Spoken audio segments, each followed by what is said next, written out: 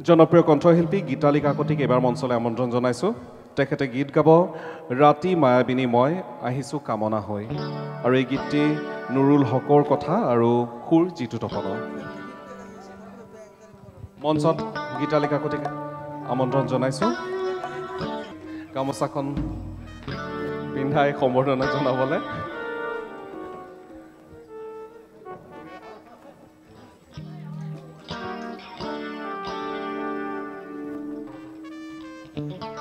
গীতালি খুব সুন্দৰ এটি গীত গাব ৰাতি মায়াবিনী মই আহিছোঁ কামনা হয় এই মঞ্চত গীতালি দেৱী নমস্কাৰ উপস্থিত সমূহ বিশিষ্ট ব্যক্তিলৈ মোৰ আন্তৰিক শ্ৰদ্ধা জ্ঞাপন কৰিছোঁ আজি অনুষ্ঠানত উপস্থিত হ'বলৈ পাই সঁচাকৈ সুখী হৈছোঁ আৰু এইখিনিতে পাৰ্বিন বক আৰু ববিতা বাক বহুত বহুত ধন্যবাদ জ্ঞাপন কৰিছোঁ মোক এইখিনি ইয়াত নিমন্ত্ৰণ জনোৱাৰ বাবে মিতালী বাইদেউৰ গীত গাওঁ কিন্তু এই গীতটি আজিলৈকে মই গোৱা নাই চাগে আজি প্ৰথম এনেকৈ গাব লৈছোঁ চাগে নাজানো পাৰ্বিন বই ক'লে যে তুমি এইটো গান গাবা ভাল লাগিব চেষ্টা কৰিছোঁ ভুল ভ্ৰান্তি হ'ব পাৰে তাৰ বাবে ক্ষমা প্ৰাৰ্থনা বিচাৰিছোঁ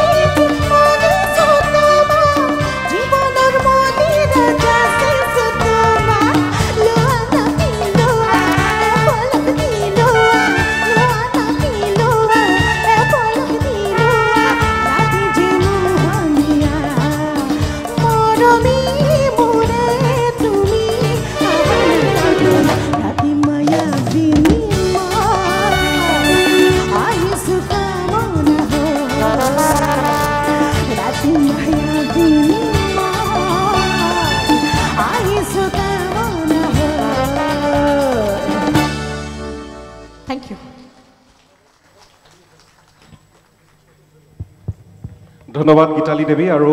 গীতালিক এইখিনিতে সুধিব বিচাৰিম মিতালী চৌধুৰীৰ গীত তেওঁ নিশ্চয় শুনি থাকে মাজে মাজে গতিকে কিমান প্ৰেৰণা দিয়ে বাৰু মিতালী বাইদেউৰ গীতসমূহে এতিয়াও এইখিনি ক'ব লাগিব মই যেতিয়া সৰু আছিলোঁ